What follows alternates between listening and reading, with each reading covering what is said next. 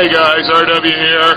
This is part 3 of making wood grips for a Crosman air pistol. Wanted to show you some of the shaping that goes into it. Here's how far I've gotten so far with the left-hand grip. Starting to look like something. Nice fit.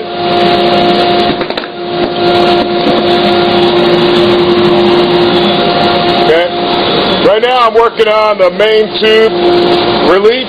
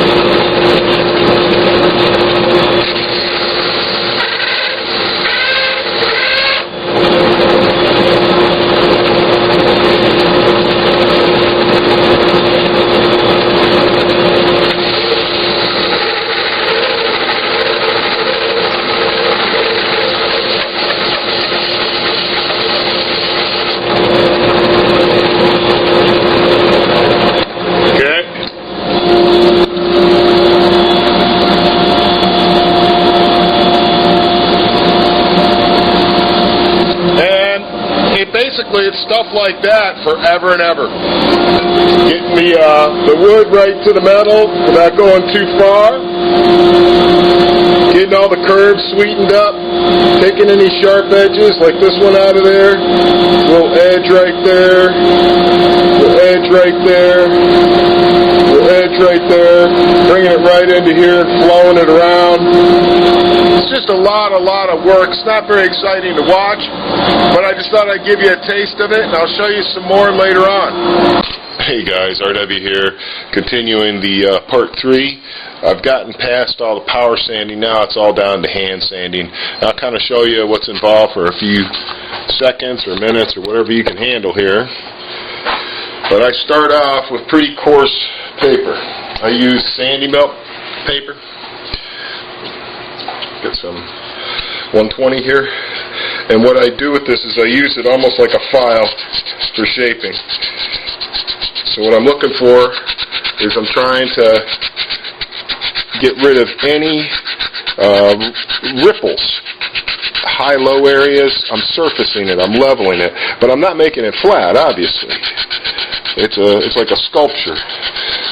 And as I go along, what I'll see is the wood will start to show some grain pattern as I work along. And I'll be able to refine certain shapes to enhance that grain pattern. You know, not going crazy with it, but if I see a curve or a color in the wood that go together, I'll work towards that and try and get it to show up. Something like this. You see the the S shape that's making, so I can accentuate that without doing any harm to the actual shape of the grip, and bring that S around to a nice point, and then do the same up in here. Mostly what this paper does is it leaves a bunch of wicked scratches behind, so I don't like to do a whole lot of shaping by hand, get scratches all over. I try to do as much as I possibly can with the belts and the band and the drum sanders and all that.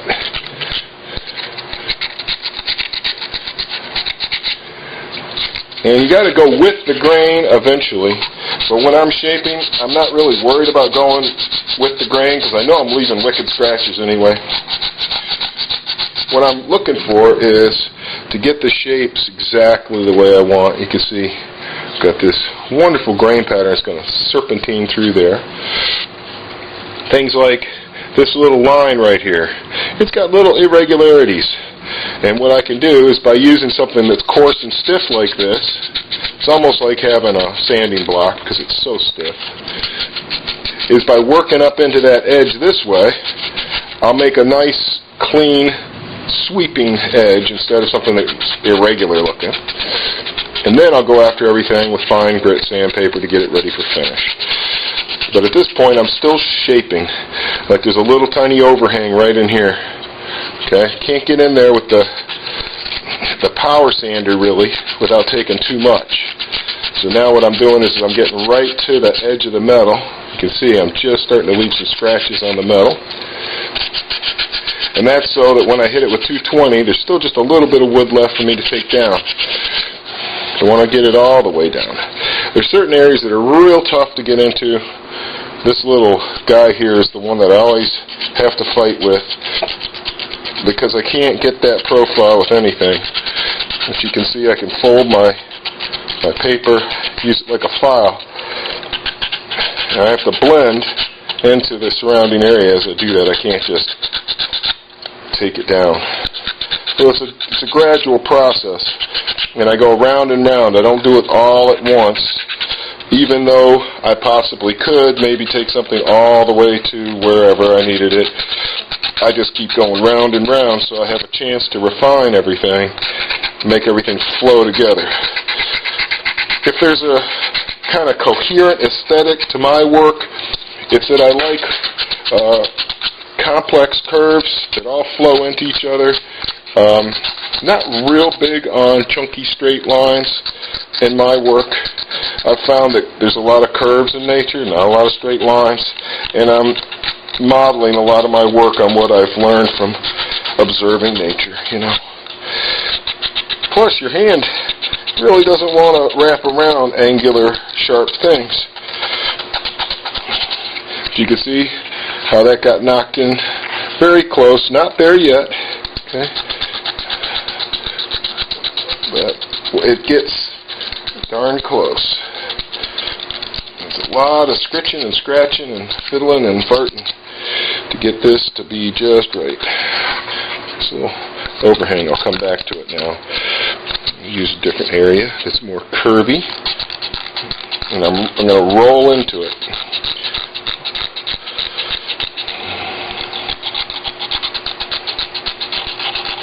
Okay, I'm just about to the point now where I want to use 220.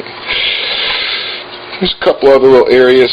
Get the back exactly nice. There's a little blend area right here that I want to blend. And we're just about done with this part of the video because I know this is not fascinating. Nobody wants to watch somebody hand sand something for a really long time.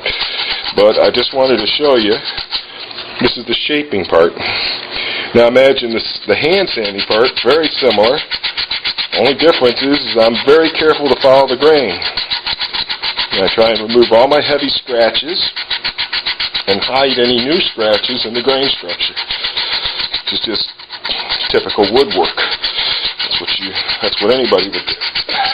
There's nothing special about any of this really, except that this is entirely my design, my aesthetic vision. What I've determined works ergonomically for a shooter by testing it myself, doing a lot of prototyping and developing.